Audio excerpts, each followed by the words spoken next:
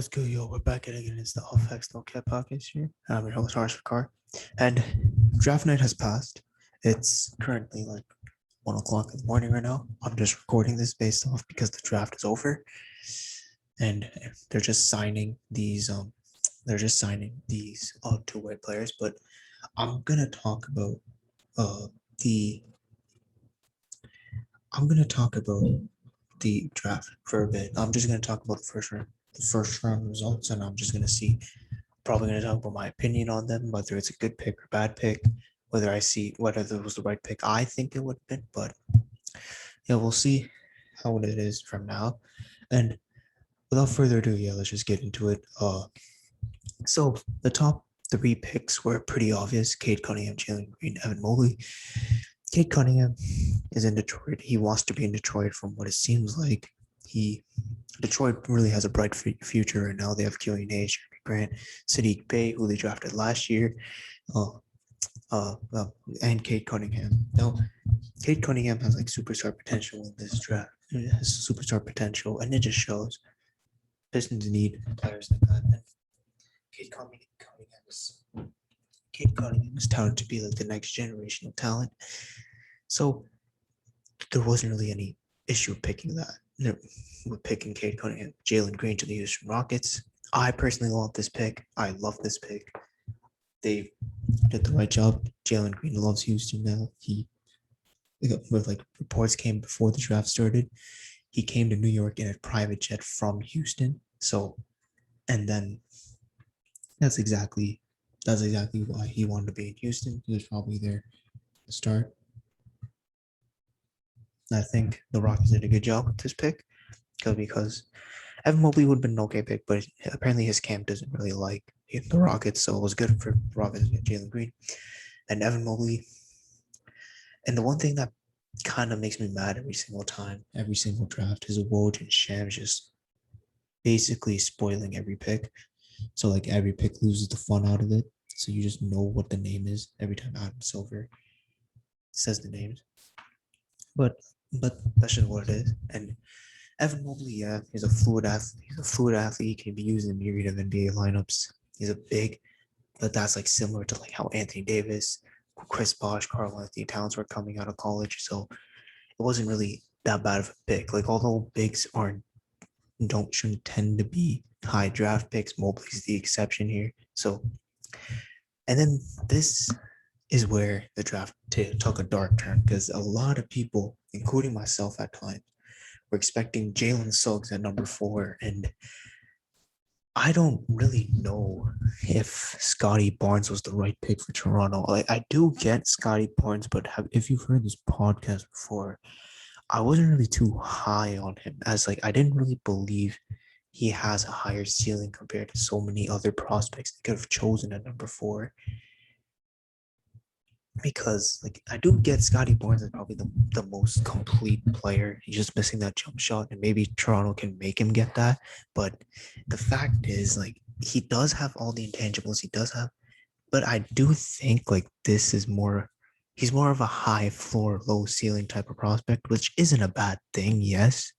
But if you took him with the number 4 pick, and I'm not very too fond of that, and Asai Ujiri has done a good job drafting for like the past 3 years, for like the past, I don't know, for the past year, he's actually been there. For the 10 years he's been in Toronto. But I'm just gonna have to see what Scotty Barnes brings to the table, because I do believe he's a positionless player that can be used. Basically, he's basically positionless. Like I do think he can be used as a small ball center, a wing player, a guard, because of his ability to create for his teammates. But it's very hard. I don't know how his ceiling will turn out in the NBA, and especially if you took him with the 4th pick, it's just kind of questionable right here. I'll give all my grades tomorrow when I think about these picks more, and also talk about like the second round, who I think are steals in the draft. So that's a pretty good. That's a pretty Toronto. Maybe they know something we don't, but I'll just move on from now. And the Orlando Magic's like Jalen Suggs. This is not really a no-brainer because they probably didn't think they were going to get Suggs. They probably thought like Scotty Barnes or Jonathan Kaminga would be there by them, and they just rolled out with Suggs, which is completely fine because he was supposed to be a top 4 pick, and then Toronto just didn't pick him. So it wasn't. It was completely fine for the Magic to just take the better player. And for the 6th pick, I was kind of shocked because I was really high on this prospect. He was like 6th. He was the 6th prospect on my board. He was 6 on my board, and he was taken 6th in the draft. And it's Josh Giddey. Josh Giddey to Oklahoma was like, it's actually a pretty good pick because I do think Oklahoma can actually make Josh Giddey reach his potential, as he does need help on defense. He needs to work on his defense. He does need to work on his shooting because he can be used as a wing player or not. But I do like this direction for OKC as they want another ball dominant player outside of Shai Gilgeous-Alexander that can generate the offense. And Josh Giddey's a 6'8" guard. He's 6'8" with guard skill, so it's not that. So it wasn't a bad pick to just pick him. It wasn't a bad pick to have. And I think this was a good pick because I don't even think this was a lot shocking, as I really do like this pick. And especially since he's going to OKC, and if he can probably develop more in his game. And I do think he can be used as a wing player as well. It depends how OKC uses him, but I do think he can be like a part-time 6-man who starting wing. Well, who knows? We'll see more of it. And then the number 7 pick. One thing I know I was really high on Jonathan Kaminga, but the fact is I'm not really too fond on Jonathan Kaminga on the Warriors because, as I said before, he has a lot of raw talent and he needs to be more on a rebuilding team. That like wants to just develop, they're high upside players. The Golden State Warriors can develop players, yes, and that I'm not denying that, but they're still in a hole where are they gonna pick their future or are they gonna pick to win now? And I do think maybe Golden State will trade these picks that they have, but Jonathan Kaminga on the Warriors will probably not be a great pick. Maybe he does play to pan out well, but I'm not really too sure on that because Jonathan Kaminga may not reach his upside on the Warriors. However, like Jonathan Kaminga is a really great prospect. But because of his insane raw talent, I don't know if he can develop properly with the Golden State Warriors, especially if their championship window is now and Jonathan Kaminga is more of a long-term solution. So it really depends on the Warriors want to deal with. Do they want to deal with winning now or do they want to deal with the future? And we'll see how these picks turn out. And then number 8 was more of a shocker to me because I didn't really know Franz Wagner that much, but I wasn't really high on him either.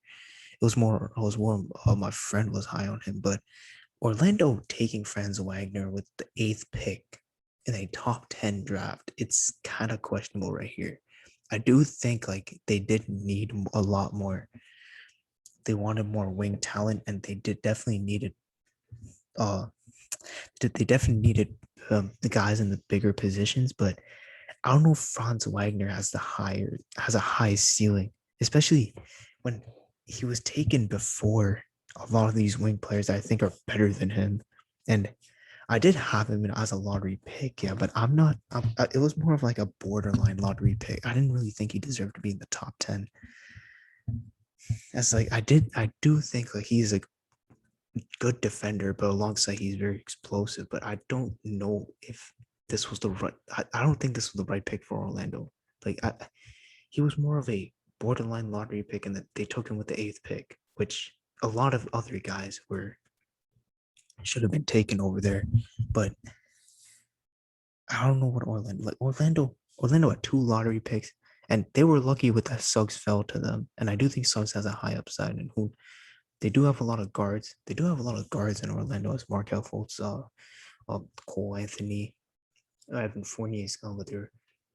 But yeah, they do also have like Jonathan Isaac at the wing. But maybe if they want to add more just wing defense, but in a talented draft, would have been better for them to take a better wing player, just more of a 3 and D type of guy. And Franz Wagner isn't even a 3 and D type of guy. He's more of a ball dominant wing. But I don't know. I don't really know about it. Like I don't know how to grade this because I'll do my grades tomorrow. But this is just a very questionable pick for me because I don't think they should have done it. Like I do think they probably picked the right position as they needed wing depth and just wing talent. But I don't know if they would have taken if they should have taken Franz Wagner. That's just my opinion though. And for the number ninth pick, a lot of people found this pretty shocking, but the Sacramento Kings selected Davion Mitchell. At first, I was thinking they should have selected the way I wanted the Kings to draft to use this pick is to use it more on an athletic guard slash wing. So he could bring more to the defensive side of the ball, and he can also show flashes offensively. He can be a great off ball cutter. He can be a great off ball shooter. This is what I wanted the Kings to do, and that's why I wanted them to really select Keon Johnson. However, Davion Mitchell wasn't that bad of a pick, as I do I do have my concerns on Davion Mitchell just because of the fact that he's only a 1 year wonder, and that's not really a great sign to have, and especially if he's only 22, he's almost 23 years old. He kind of has some type of raw talent as he doesn't have a great shot. He's not really great at shot creation. And yeah, he does show it at times, but I do think Keon Johnson would have been a way better fit just because he's a guard slash wing, and he could have brought a lot. He could have brought a lot of. He could have. He's an athlete that's a great defender, and he can show and he has a great athleticism, as he can show flashes of. Oh man, I don't know what to say right here, but it's just he can show great flashes as a wing player. Yeah, that's what I thought of Keon Johnson. However, I don't hate this pick as the fact that Sacramento needs better on-ball defenders, and Davion Mitchell is probably one of the best as they can become. He could use a little bit of shot creation, but I do think playing alongside, he's probably more used as a bench piece, as he can be a backup point guard leading an offense behind De'Aaron Fox and Tyrese Halliburton. But this is a very this is actually a pretty good pick. This is not questionable. It's very like as I wanted Sacramento should have done better with the pick with Keon Johnson, but that was just my opinion. Maybe they saw something in Davion Mitchell, which I wasn't very too high on him, but I do think he can be a really great player because he does have a safe floor for sure, based on his athleticism and his defense.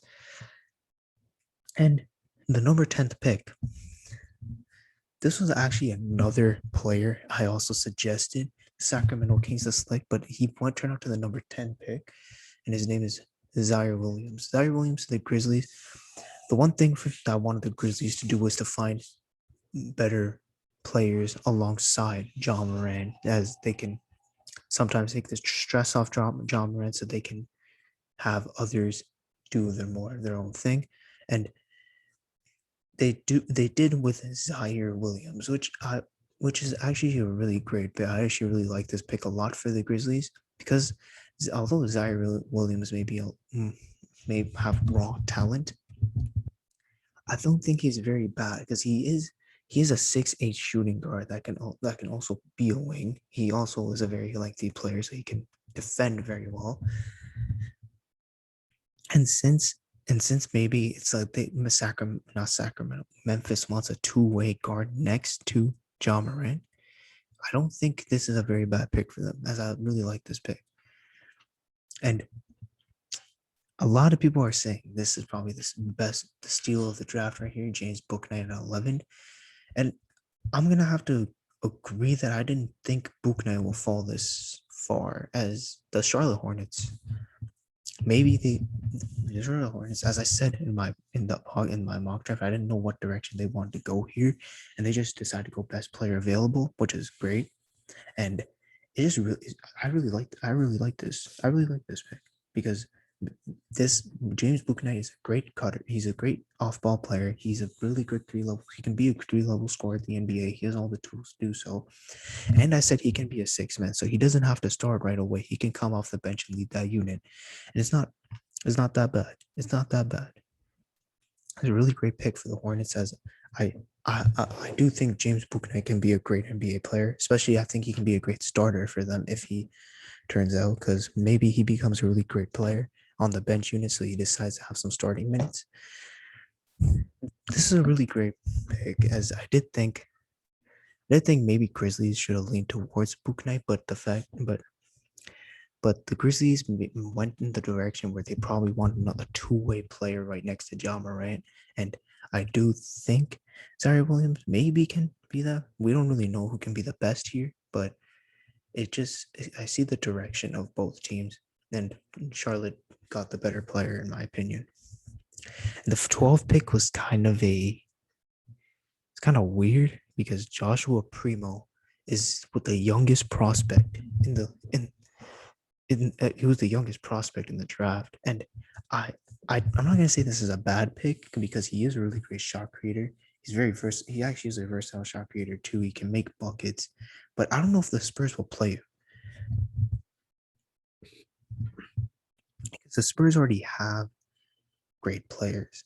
Because the Spurs already have great players, like such as DeJounte Murray, Keldon Johnson, and Lonnie Walker, Derek White. They already have guard depth. It really makes no sense for them to take this Primo at the 12th pick, but I don't really know. I was really thinking about this. Like maybe they want to trade for Simmons and they want to surround him with shooters. That's why they brought Primo in. But I don't really think so because of the fact that I don't know if Philly's gonna, because they're not gonna meet Philly's offer, which is I don't know what Philly is doing.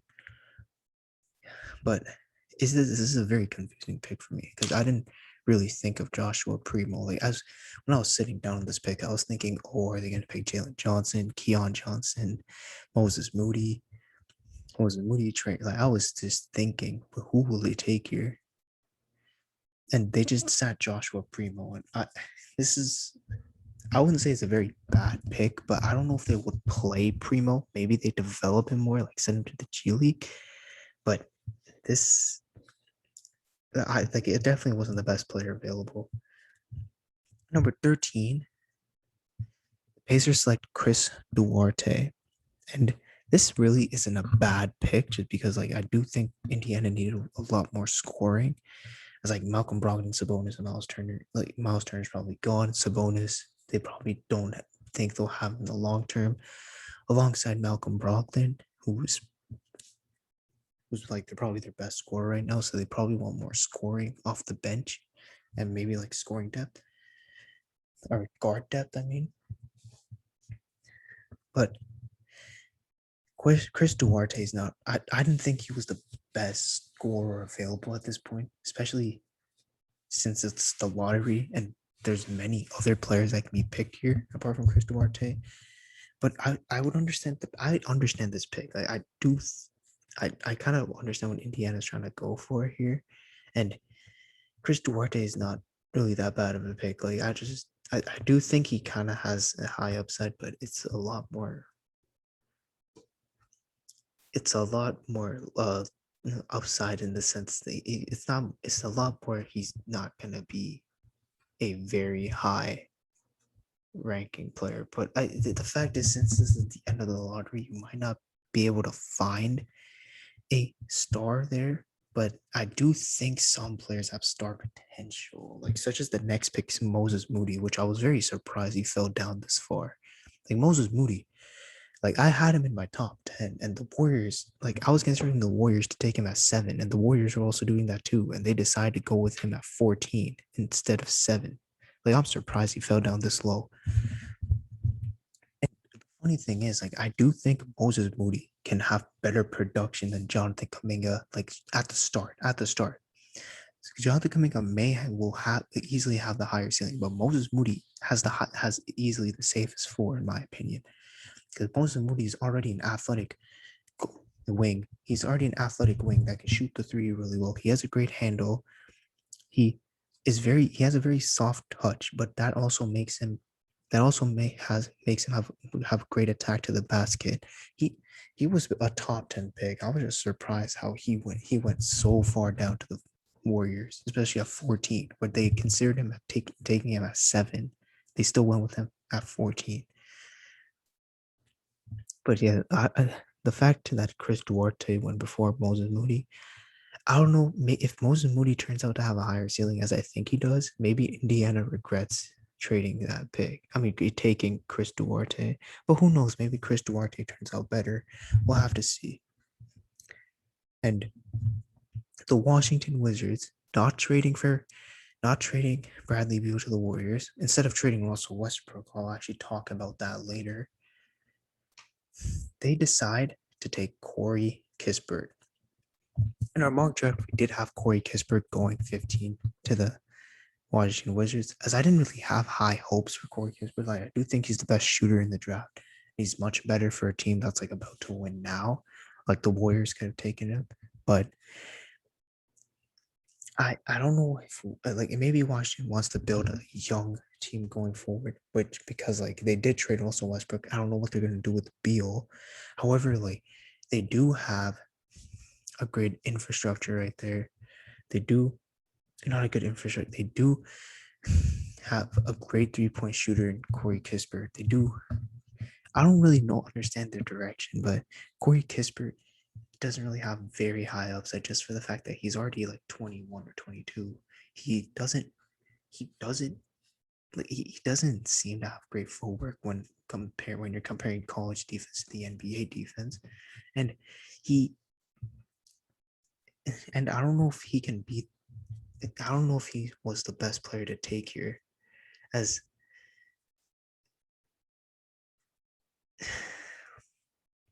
yeah, I was just about to drink water, but he is really not the best pick right here because I do think there are much players with even the safer floor, to be completely honest. But maybe this is a great, maybe this was a really great pick to have. Maybe this was really great pick. It was just the best player available. But I really do really think Corey Kispert can be a good part to this team. As he can be like a great 3-and-D wing right off the bat.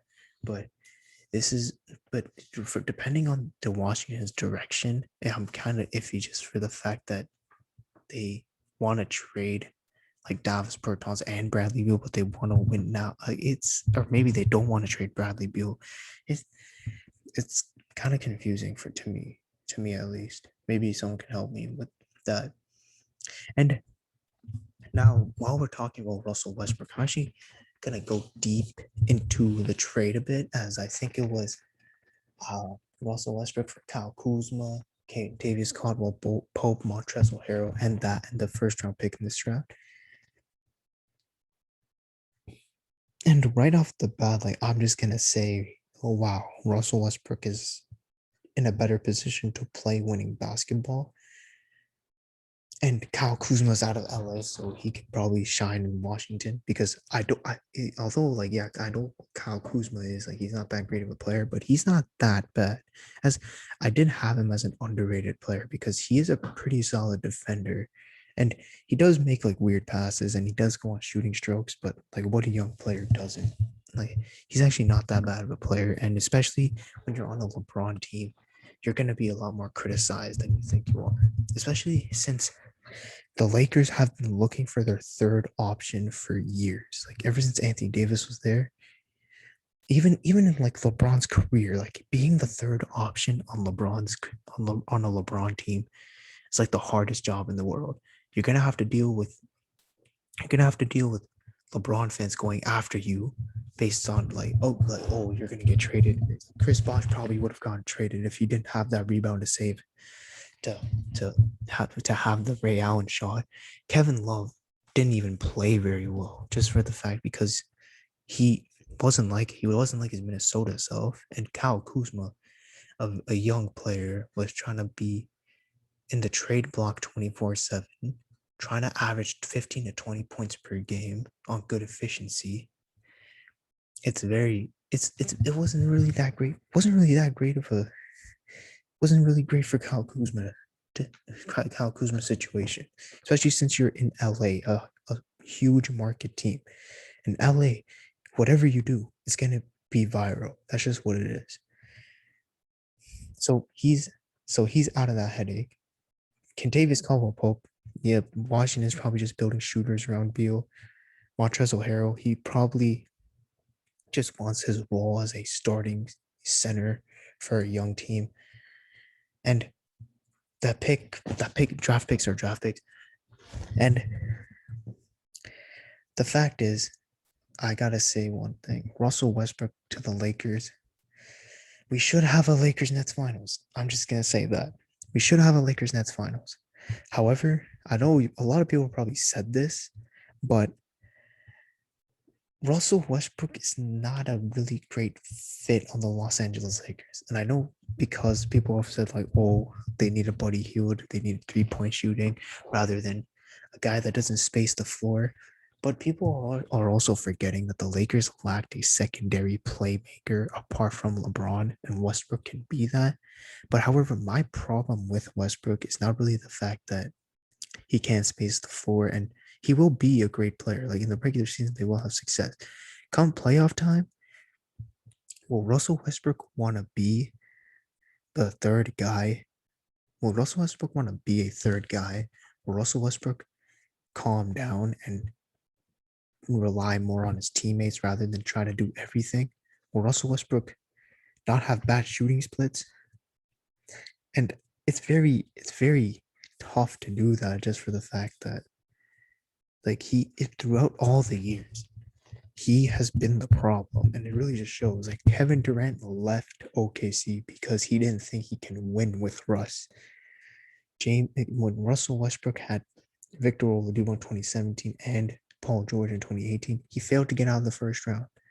And then again in 2020 with the Rockets, although they did play against a better team, the Los Angeles Lakers, they got humiliated, but it was mainly because of Russell Westbrook just not playing well. And you could say, oh, he was injured. You could say he was injured, which I can probably say that's a good excuse. But the fact is he was a liability on his team. They forced him to take shots, and he did, but he was bricking. And then the only way I can see Russell Westbrook winning in LA with success is if he comes off the bench, and that's really it. And I do admit, like, if there is one person Russell Westbrook would adjust his game to, or one person that could win with Russ, is probably LeBron James, who's probably the greatest player of all time. However, I still have my doubts about Russell Westbrook. I don't know if he can be a good championship number 3, and I don't think he can be a good championship number 2. And he is probably just best used as a number 1 option just because he is very talented. Just because he is very, very talented. That's why I do think he's probably the worst superstar of all time. Because even if he's best used as a number 1 option, he's probably the worst number 2, number 1 option, but he's also not the best second option. Because a lot of players that, like, if they're not good first options, or if they're used as a first option and they haven't had success, and they're second options, they're not really that bad. Like, especially like Anthony Davis. When Anthony Davis was a number 1 of New Orleans, the only team that was able to beat him were the Warriors. And I'm not saying they would have beat, but I'm just saying, like, when Anthony Davis was the second option to LeBron, he was the best second option in the world. And I do think Anthony Davis can be a championship number 1, but he was a much better championship number 2 than a championship number 1. But that's not the case with Westbrook, which is very, very confusing because he's not good. He's not a good enough first option to win a championship, but he's also not a good championship number 2. And I don't know if he can be a championship number 3 because it just it's very confusing. The only way is probably if he comes off the bench, but I don't know if that can happen. And like that's just really a weird thing to see, especially since that Westbrook is in his 30s. He's probably his athleticism is the same anymore. His mid range game isn't the same anymore. And I have to drink water.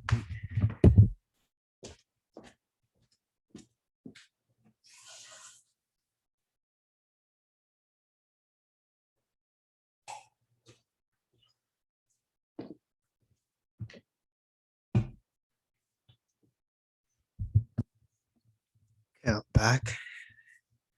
And yeah, that's really all I have in the Westbrook. Who do I think wins? We'll have to see later on. We'll have to see later on. We'll just have to see. And moving on to the draft. So we're at the second half of the draft. And the Rockets got 30 picks. And I'll probably talk more about that tomorrow, but we'll see right now. And so the second half. So the 16th pick, the OKC took it, but the Rockets traded their Wizards pick and Detroit pick for this, which were like the two worst first round picks to have. But but they traded those picks for Alperen Şengün. And if you actually didn't know, I'm actually pretty high on him because he did play in the Turkish league. He won MVP. He broke records he broke records, which I'm pretty high on, especially if you were able to do that as a 19-year-old in a professional league. I don't know if you can be a bad player. Although like he is a drop big although he is like a drop big, he he's not that great. He doesn't have great footwork. He doesn't really have great well, he doesn't really have a great shot.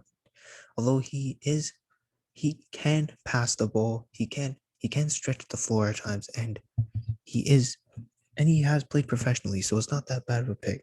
And I was actually going to talk about his fit with Christian Wood.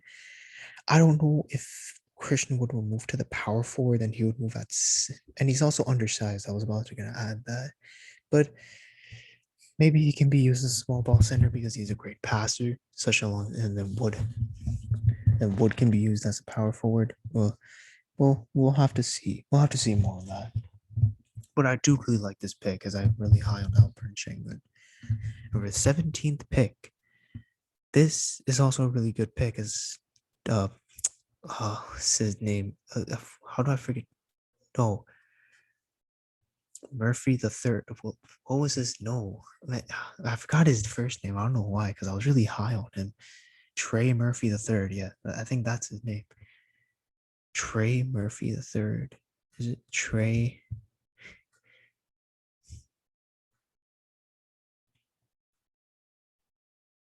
Yeah, it is Trey Murphy the third. I don't know why it took me that long to figure out. However, yeah, Trey Murphy the third. I really like this because I do think he has a high upside as he can be used as a 3-and-D wing, and that's more what the Pelicans need. And he was also like one of the best players on the board. So this was a really great pick. The 3-and-D wing that can space the floor, that can defend high positions. You're not gonna find a lot of those. And for the 18th pick, OKC, apart from Josh Giddey, decided to select Trey Mann. This is also one of my favorite players. Trey Mann is a really great lead scorer. And they also need scorers apart from Shai Gilgeous-Alexander, as they also drafted Josh Giddey, which I was really high on before. And Trey Mann is also a really great 3-level scorer, and he can easily come off the bench, so he doesn't really have to work with a lot. And this is a great pick for OKC. They brought in two guards. One is a passing wizard that can generate the offense, and he can be used as a wing just because of the fact that he has shown flashes of great wing defense, and he has played in the NBL, the league where LaMelo and Jayshawn Tate played last year. So it shows that he has the experience. And Trey Man, who's also was actually a lottery pick in my big board, which isn't too bad of a pick. Isn't too bad of a pick. I really like this pick right here. And I do think OKC is doing well in the draft, especially since, well, we have to see, but I do think based on paper, OKC has done well. And the next pick is Kai Jones. The Charlotte Hornets have also done a really great job at drafting, as they brought in maybe a steal in the draft in James Bouknight, and they traded up to select not Chandler Jones. I'm thinking that's football. Kai Jones. Kai Jones for Texas. I wasn't very too high on Kai Jones, but the fact that the Hornets do need a a big man, and he also has the potential to be a great role man and great screen setter, and he has raw talent. I do think the Hornets, maybe if they're looking to play because of Zeller's retirement and they want a long-term solution, this seems like a good long-term solution to me. If they're able to develop him, as he can be a great lob threat to LaMelo. He can be a great, as I said, he can be a great screener. He can be a great wall man. He can finish at the rim at a high with a velocity. It's great velocity. So it's not. So the Charlotte Hornets have been doing a good draft so far, and not to mention like they got JT Thor, who I thought was a big sleeper, which he can be a stretch big potentially.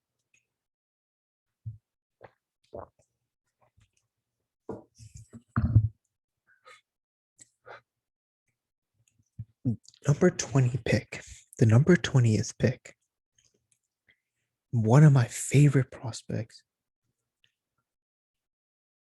one of my favorite prospects.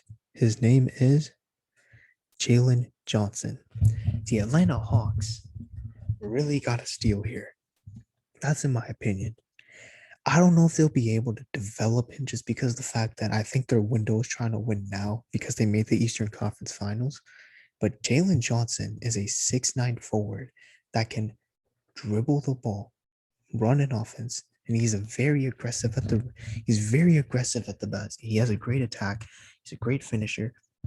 He does have shoot. He does have okay. He does have streaky shooting stroke. He is a streaky shooter. However, and he also had, and since he has a great frame. He's 6'9". He's a 6'9" forward. I do think he has a lot of defensive potential. And he actually sometimes he doesn't really have great effort, but I do think with the Hawks, especially if a team that's trying to win now, maybe he's more encouraged to show more effort. And also, yeah, the Hawks, apart from Trey Young, needed more ball handling, needed more guys that can handle the ball apart from him, because they do have Lou Will, but I do think Lou Will is on an expiring contract, so they want long-term solutions, especially since Jalen Johnson is he can easily play 1 through 4. He can maybe be a small ball center at times because he is a great passer, but this was a steal for the Hawks, as I do think this guy can be was a lottery pick, but fell down all the way to 20.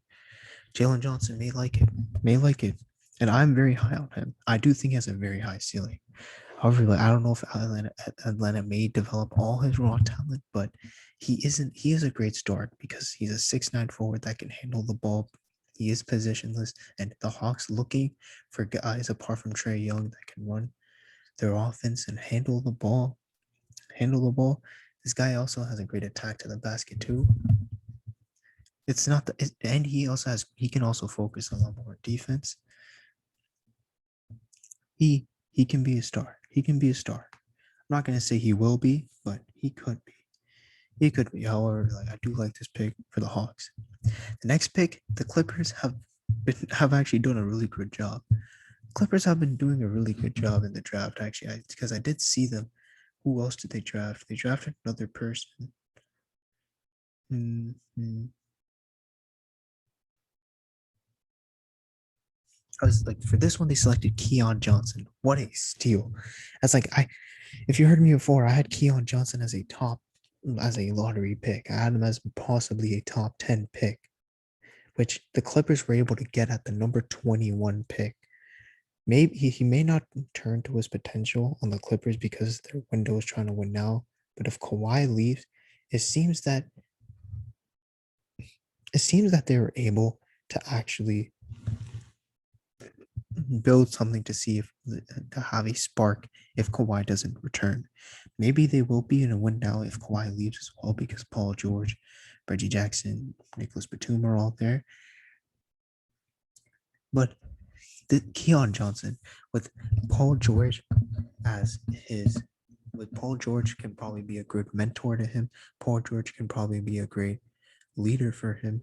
And the Clippers would be you can probably understand how great winning basketball is. And I know I haven't said that for any other player, but Keon Johnson was really a top 10 pick. I don't know how he fell this low. And the Pacers select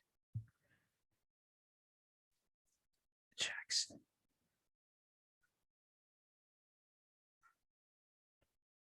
I don't know why I'm blanking on his first name, but wait, who did they select?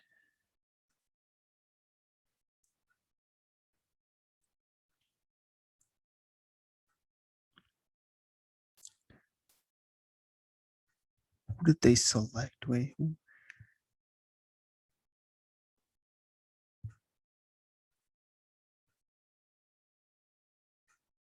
I actually don't know who the hell did the Pacers select. Wait,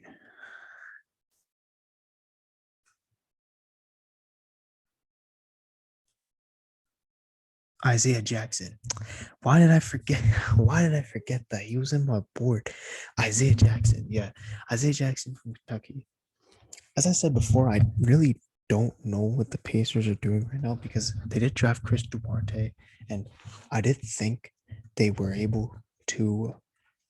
They were just able to find scorers, and then here they were probably just able to find another wingman, maybe possible another wingman in Isaiah Jackson. As is he a wing? I don't know why I'm forgetting about him, but as yeah, like a great he is a great role. He played for Kentucky, so a lot of Kentucky players turn out well the NBA, and a lot of them don't, but most of them do. As last year, Tyrese Maxey and Emmanuel Gigley came from Kentucky, so maybe Isaiah Jackson, maybe Isaiah Jackson turns out to be like that, but who knows? Who really knows? I haven't really seen Jackson that much because, as you can tell, because I don't really know him. I don't really know him very well, but it maybe just me. Yeah, it's just a depth side. It's just easily a depth side. It's just easily a depth pick right there.